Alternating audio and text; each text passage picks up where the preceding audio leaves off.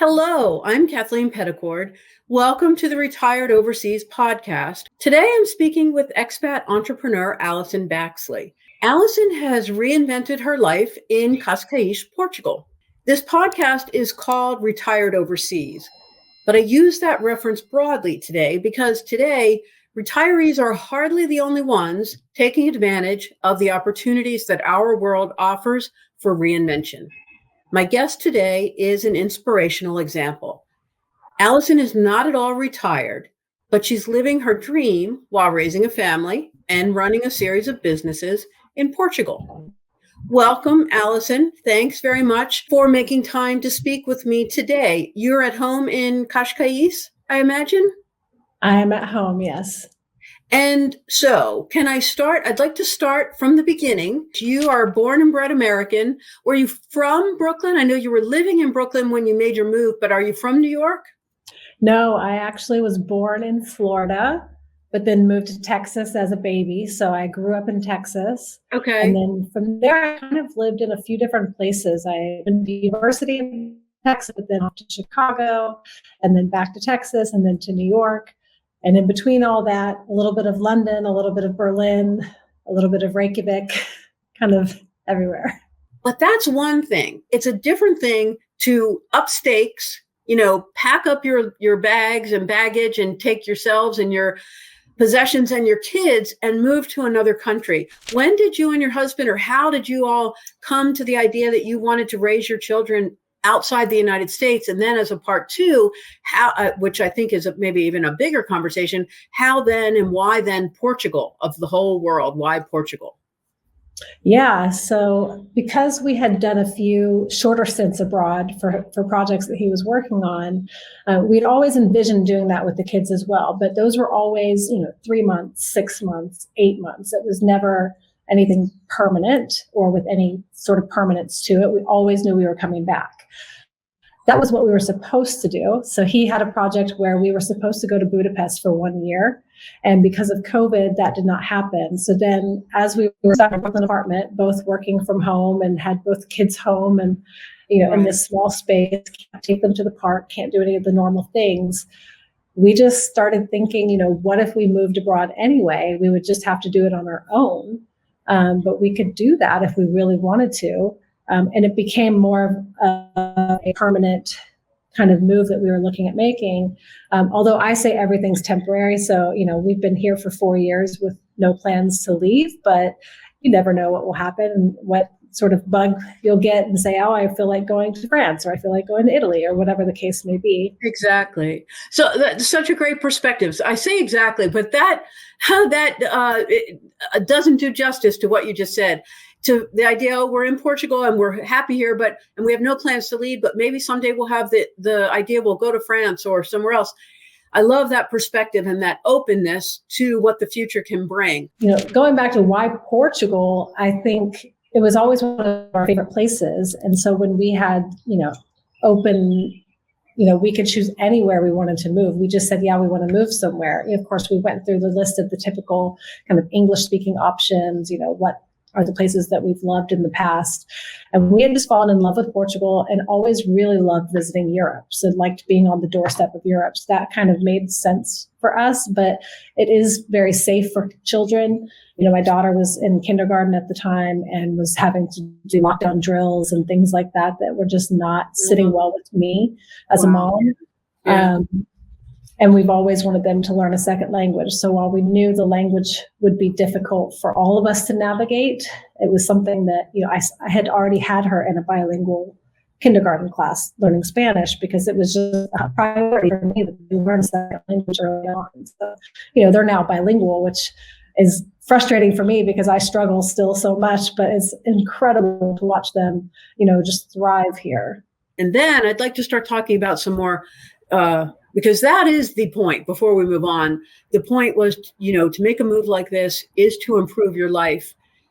And if you're moving with kids, definitely to improve theirs. You're hoping that their life is going to be easier, happier, more full of joy, spent more time outdoors and in nature, maybe more time just playing and being kids, not being scared, feeling safe, all those wonderful things. And it sounds like you've found that in Portugal, which is really, really awesome. Then there are the less exciting, less fun sides to any move, like, for example, so all the administration, for example, residency. So which path to residency did you and your husband choose? So we are on the D7 visa, which is the passive income visa. And, if we had to apply today, we would probably have to apply for the D8 visa, which is a digital vet visa. And it's got a slightly higher financial requirement, and it's a bit more difficult to get than the D7. So I think we got lucky because they didn't have the D8 whenever we applied. So they were letting people through on a D7, even if they were, in our case, our passive income was not high enough to sustain the visa itself. But because we had other income, active income, we were able to qualify. So nowadays, they're a bit more strict on if you're doing a passive income visa, you have to prove the right amount of passive income. If you're doing digital nomad, you have to prove the right amount of remote income. Okay. So it's a bit more complicated, but it's more clear cut at the same time. Right. And so a retiree would likely choose the D7 path. You would imagine would have some passive income, pension income, maybe Social Security would qualify, for example. Then someone earning an income would go with D8. And what is the income requirement for the D8? I don't know the number off the top of my head, but it's 4 times the minimum wage per month. So the minimum wage, I believe, is around $9.70 a month at this point, and then they always increase it a bit each year. So it'd be about 4 times that per month. So it's quite an adjustment compared to the D7, because the D7 you just have to prove the monthly minimum wage. Right. So it's quite a bit more. It's a much higher threshold. I didn't realize that, right? The D7, which is what typically a retiree would choose, the threshold there is, our attorney, João, in Lisbon, he says there isn't actually a set figure. A lot of it comes down to who you get, on the other side of the immigration conversation in Portugal, but it's about 1,200 to 1,500 euros is what he recommends that you have to show in passive income a month for the D7.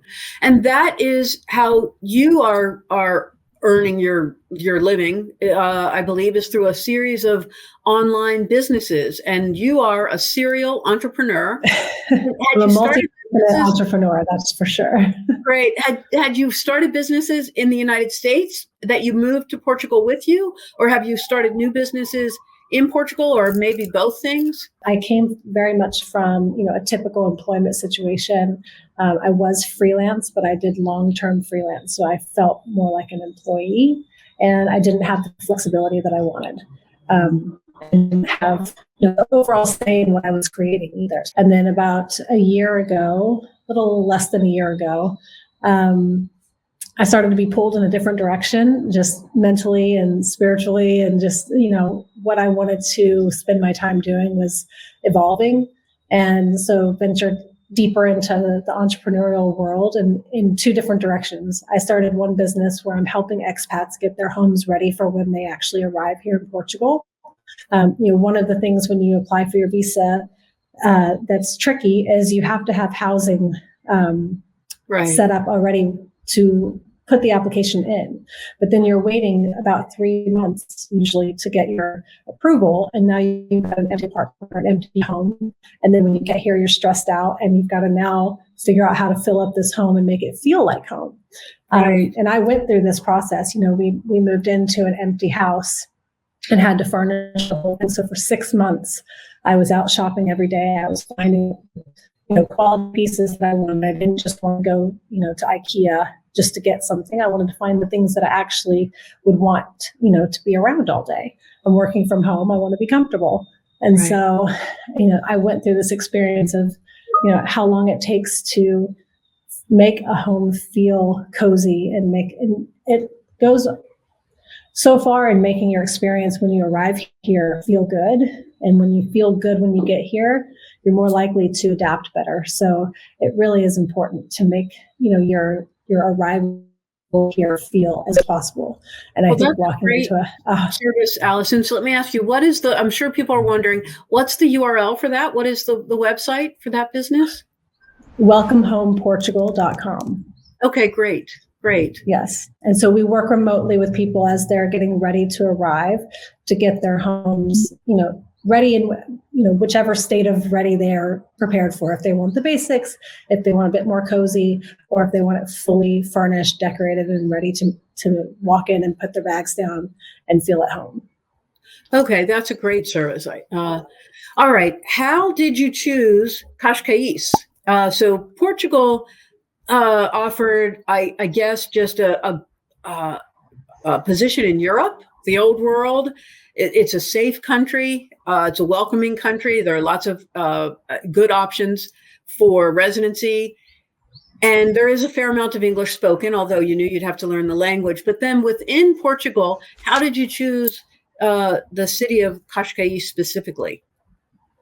I think for parents that are looking at schools, you really hit this conundrum of choosing a place to live. You either have to choose the school that you want, and then that chooses the location for you, or you have to choose the location and find a school that you're happy with in that area. So it's really like a chicken and egg situation for parents, where they have to make a choice one way or the other. I chose Cascais because it had several international schools in the area, and it had a lot of choices for schools. And because it was so popular online, I thought, even if we don't want to live there forever, it'll be a nice place to start off. And there are plenty of people who understand what we're going through. So it felt like it'd be a bit of a softer landing than, moving to the countryside, buying a farmhouse and Right. sending the kids to the local village school. Exactly. That's really, really, really great advice. So if we could, so you mentioned you got a great deal on your rental, but prices have gone up. Could I ask you about your cost of living in general? How does it compare to your cost of living in Brooklyn? Are you finding your overall cost of living reduced where you are in Portugal? Overall, yes, it is very much reduced compared to what we paid in Brooklyn. Housing here is one of the biggest expenses. The housing prices are quite high, especially in Cascais. Cascais is one of the most expensive areas, so it's not where you want to come if you're, really looking to live on a budget. There are many places to choose from that are absolutely gorgeous, that are much more budget friendly. And then our kids' school, they do go to a private school, so our rent and the kids' school are our two biggest expenses.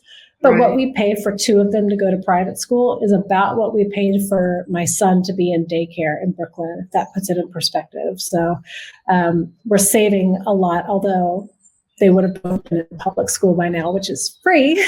But the school that they go to here, we are absolutely in love with. So happy to pay that. Okay, so who would you say is a good candidate to move to Portugal? Who would be happy?